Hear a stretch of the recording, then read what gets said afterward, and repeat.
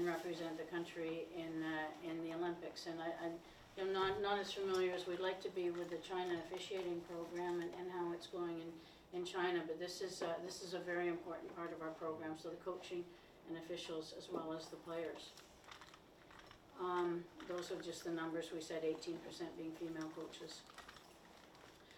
As our strategic plan, it drives us. Everybody has a strategic plan in the business, and we've got various pillars, and that drives our operations, our day-to-day operations, and the high performance pillar there is the one that I guess right now is the most interest to China, but really again, broadening that base is going to lead to the elite, the cream of the crop coming up to build the high performance programs.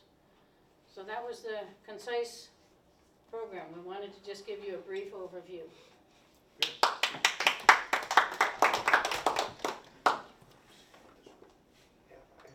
You need this.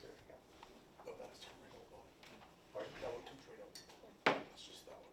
Yeah. Right where it is. Yeah. Time check. We have enough time. So I don't know before Wally started. If you have want questions, yeah. Very important experience. Yes. So we can maybe make some talking. What question? So we will get this PowerPoint. slide. Yes. Right? Yeah. Yes. Okay. Especially the coach. The coach is very important. Coach Also and, half and half. 49. Yes. 49. This balance is very important for China future. Yeah. This time Sun Rui, you know Sun Rui? Mm-hmm. Yeah, Sun Rui is coming. Yes. I talked to Sun Rui. She's good. Sun Rui played 20 years. Yeah. Good player. Yeah. But now they are not in the national teams. They in the club.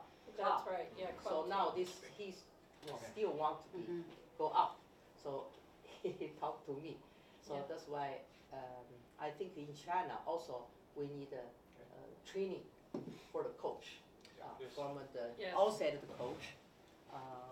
For the outside the international, especially in Canada, the experienced coach. Mhm. The man coach, women's coach. Also in China circle, also have to different level, different experience. So different province they have to.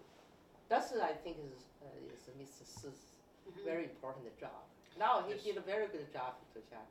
But coaching exchanges, maybe we could bring a China coach to come to the Ontario Games there, and we learn from each other. That It's is, very, very we're important. open to anything. We had an official come from China previously. She was connected to someone who was in our program that was a pilot for Air Canada. So he flew to China. He met her in China. She was learning how to become an official. So she came to Canada and she worked with our officials, Okay. and we allowed her to do some games. So she got exposure. I'm sure you know who she is, but I can't remember her name right now. But she came for a couple of years to learn how, and that would be a wonderful thing if you have young officials that want to learn. Send them, and we can give them, exposure to our female officials and give them some games. Yes. Understand, how they can play, because right now you don't have games in China for them to be able to play at the Yes. female level. To look at, those would be very good exchanges to have. I think that, even we tried to encourage the CWHL. We were sending officials over there to do the games. It would have been good to have Chinese officials there to work with those officials that came over, and at least even run a clinic. We could have run a clinic for you. Those were things that we wanted to do, but it just didn't happen. So maybe now the kind of thing can happen, Yes. and help get those going. I think that would be very advantageous. At the Asian Championship that we were at in Shanghai, you had pretty good female officials Yes. doing the games Yeah. then. They were quite good. Now So in we don't know China- where they came from, but they were good. Now in China, they have some coach. Mhm. It look like a lot of English teacher, but they don't have any certificate. Just say I'm very good, follow me, make money. So Yeah. that's why I think Ontario Hockey Association, we from the China as hockey, there's a system doing some, very seriously, very professional Yeah, the set treatment. up a training. program, I think the program is very easy and very good.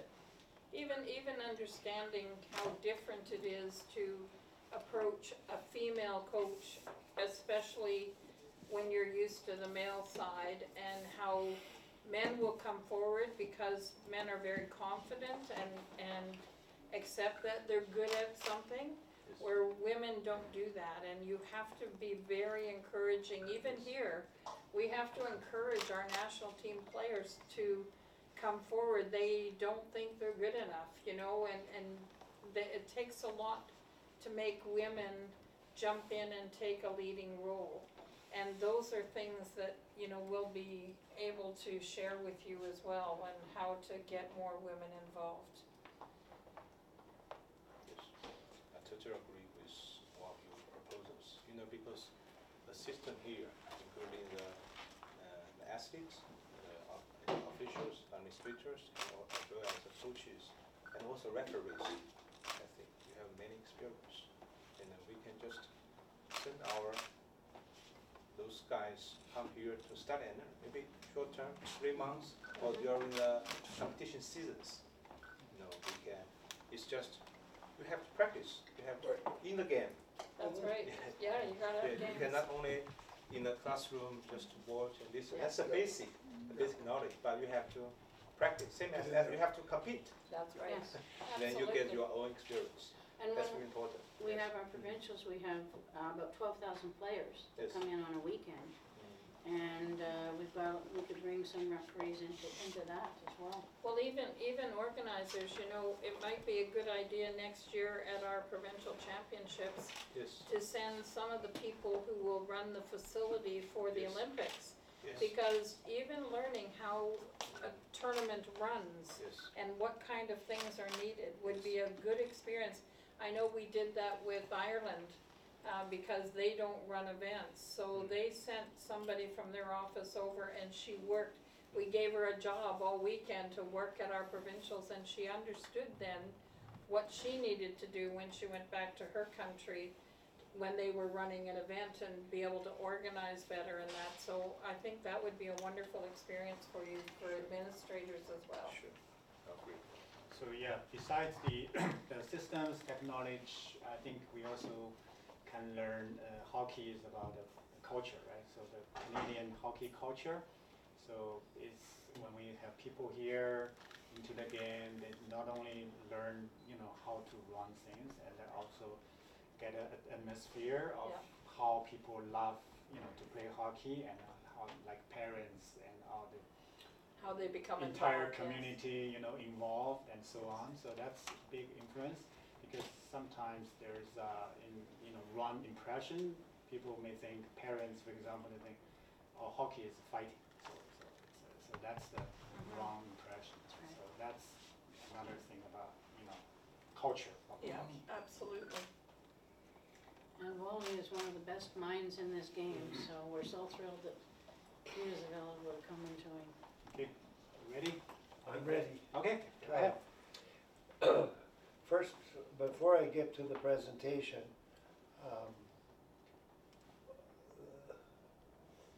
what do you see? What does it mean to you? Jeanette? Olympic. United as That's one. my goal, that's a dream. It's a dream? What does it represent? Explain what you see. Represent the 5 continentals, and different color diversities, and 5 rings united as one. All of the world people unite together. Yeah. From a heart to heart. Yeah. Different color, no word, only love. That's my dream. Yeah, it's exactly why, Good question. it's exactly why I put it up there. You could go to the Olympics and worry about winning. And with professional sports now, Yes. on the hockey boys side, the sport is lost.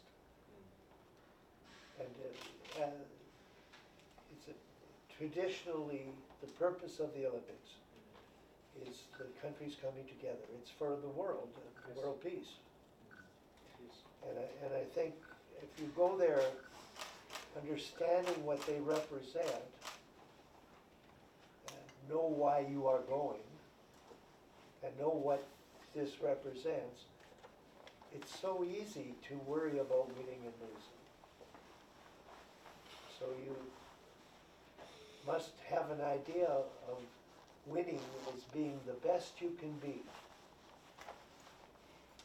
And you may win, but you'll never lose. You'll learn, Yes. okay? And that's, I want to give you that understanding. I think, I want to thank Fran and Pat for having me come, because I have 3 daughters, and none of them played hockey, but they played a sport called ringette, a different sport, on the ice, with no blade, but a ring that they carry. Yeah. It's easier. But Fran and Pat, I got involved with the female team, and then I got to come to Ontario. And after the 2002 Olympics, the first province I visited was the province that cared about women's hockey and knew more about it than Hockey Canada. And more important than knowing, they care about it.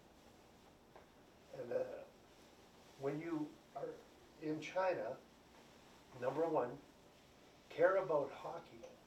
It's a new sport. It's still not the sport of your country, but just care about it. And female hockey, care about it. And involve the women that care about it, that want to get involved. Because I admit we're different. And I respect our difference. And I think the difference is good. It made me a better coach coaching women's hockey. So we have that picture. We have an idea of what it represents. And at the Olympics, they have an athlete's oath. The athlete will be selected to stand up, dedicate to the Olympics why they're there. And this is, I think, from 1928. The most important thing in the Olympics is not to win, but to take part. Just as the most important thing in life is not the triumph, but the struggle. The essential thing is not to have conquered, but to have fought well. And that was the oath of the 1928 Games. So my whole philosophy of coaching, not just hockey, I coached track and field, football, wrestling in high school when I was learning how to coach, and I'm still learning how to coach. And I learn so much more every day, and the older we are, the less we